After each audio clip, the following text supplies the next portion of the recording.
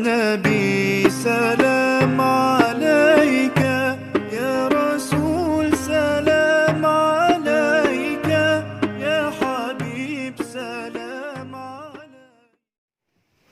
Assalamualaikum warahmatullahi wabarakatuh. Waalaikumsalam warahmatullahi. Kembali lagi ngaji santuy bersama Salamul Pala. Kali ini di sebelah kanan saya bersama Bapak Ustadz Abdul Qadir. Bapak Ustadz Abdul Qadir ini alumni pesantren Lirboyo juga.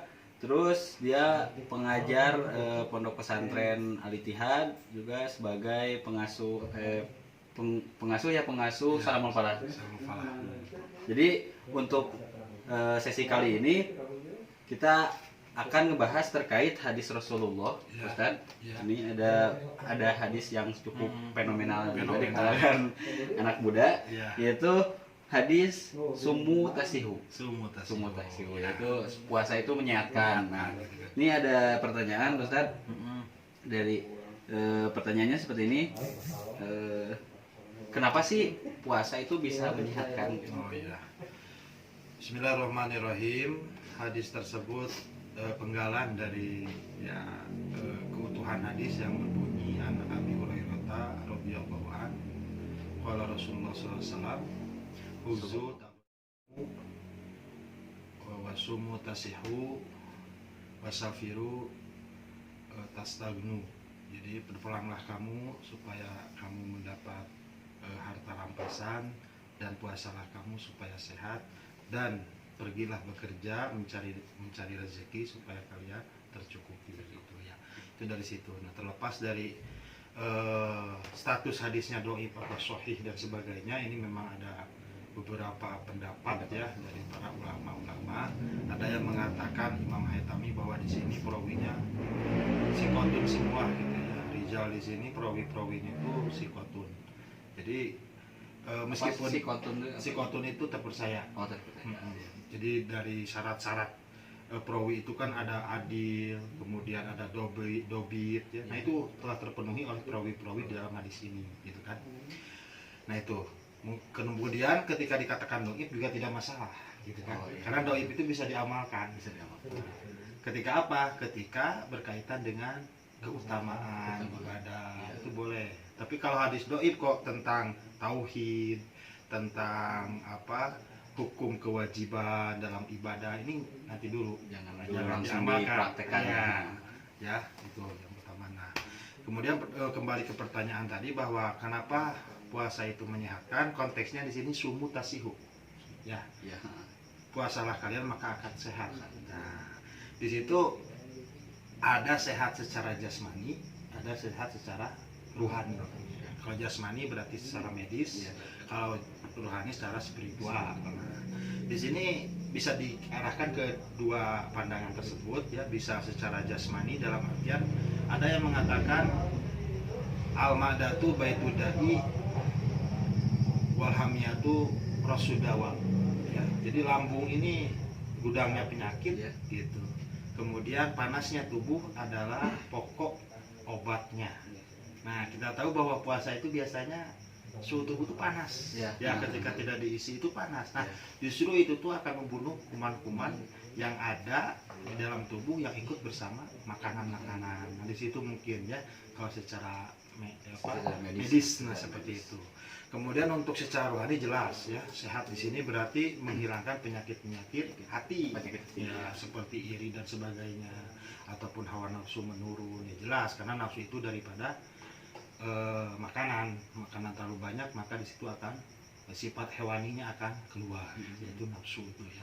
Kemudian yang pandangan berikutnya adalah bahwa sumutasiu di sini bisa juga diarahkan kepada spiritual tadi, rohani ya, yang dalam artian penyakit hati. Kemudian ada juga ketika banyak makan gitu ya.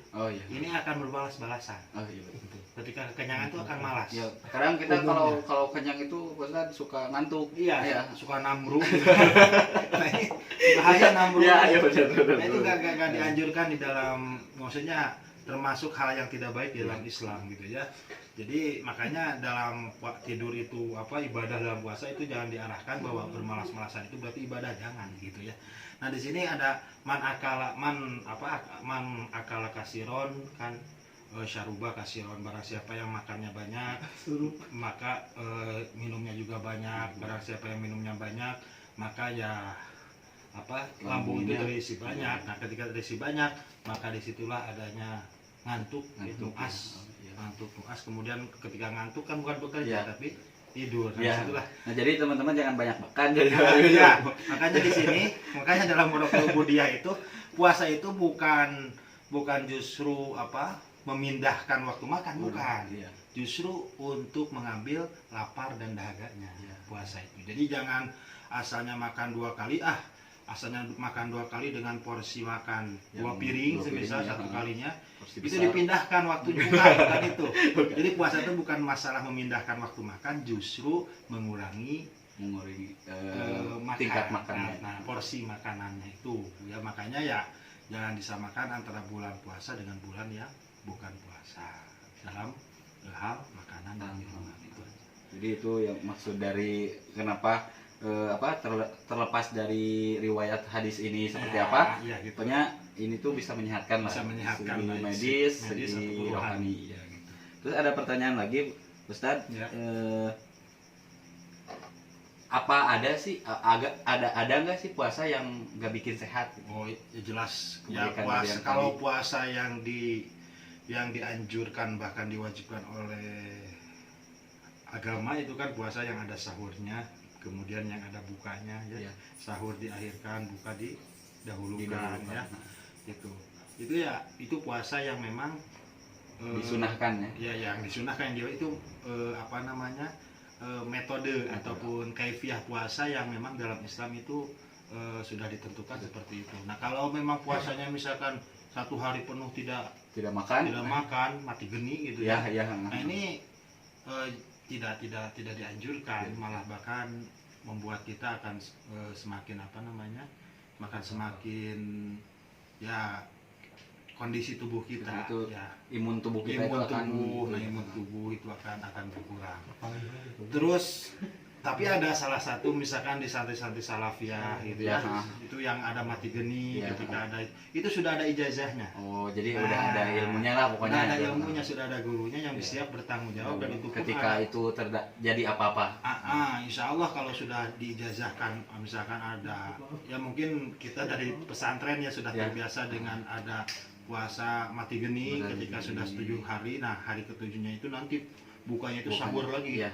Nah, itu kan 24 jam puasanya. Nah, ini nggak masalah kalau ada guru. Berarti dan gurunya itu yang jelas yang sudah tahu alim itu kayaknya. Gitu. Berarti intinya puasa yang tidak menyehatkan itu terkait sisi medis ya. Sisi medis ya. Itu namanya biasa istilahnya puasa wisol gitu. Oh iya. Jadi itu teman-teman ada beberapa puasa juga yang bisa tidak menyehatkan untuk tubuh kita gitu. Secara medis. Kalau secara rohani itu tetap bisa jadi kalau ada gurunya gitu ya. Terus di sini ada pertanyaan lagi, Pak Ustadz. Ini kopinya. Ya silakan. Nih aduh. Ini pertanyaannya gini. Nah, pertanyaannya ketika puasa itu menyehatkan, kenapa yang sakit itu tidak boleh berpuasa? Itu kan jadi bisa dibilang paradoks ya, jadi kontradiktif ya. Gimana tuh? Oh enggak sebenarnya itu kita memahaminya itu satu aja pertanyaannya. Apakah medis itu dianggap ya oleh syariat itu?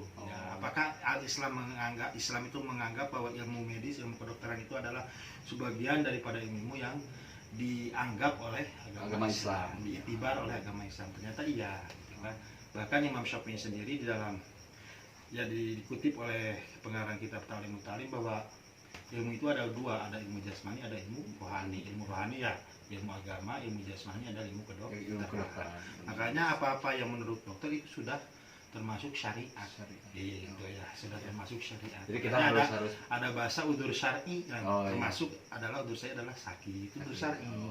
Nah, makanya ketika itu ini nggak kontradiktif sebenarnya, justru ada dua, ya ada dua kapan puasa itu menyehatkan kalau tidak disuruh tidak puasa oleh kedokteran.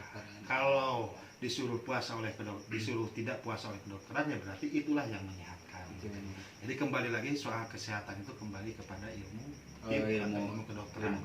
Gitu. Karena Islam juga ada ilmu kedokteran. Ada, ya. bahkan ada siapa Ibnu Sina kan itu memang Islam itu tidak tidak menafikan kedokteran misalkan harus dengan tahajud saja sehat enggak gitu ya. Tetap harus ada syariat yang berupa ilmu Allah, berupa namanya kedokteran. Ya, gitu. Jadi jangan sampai ketika kita mendengar satu hadis ini gitu kan, karena ya hadisnya itu adalah ya puasa adalah menyehatkan, kita menyempingkan ilmu kedokteran itu terlalu naif. Jadi utamakan dulu lah ilmu kedokteran itu, baru itu. Kalau masalah jasmani ya dokter lah. Gitu. Ya. Kalau rohani ya ulama lah, ajengan lah gitu kan. Gitu aja sebenarnya. Itu Imam Syafi'i juga ya. Imam Syafi'i kan mazhab kita ya. Sudah menjelaskannya gitu. Jadi itu teman-teman, jadi jangan misalkan teman-teman lihat langsung di internet terus langsung mengartikan sendiri. Nah, ini ada penjelasan dari Pak Ustadz Abdul Qadir yang lumayan untuk kita mengetahui maksud dan tujuan dari hadis tersebut. Mungkin itu saja pembahasan kali ini, Pak Ustadz. Terima kasih atas waktunya.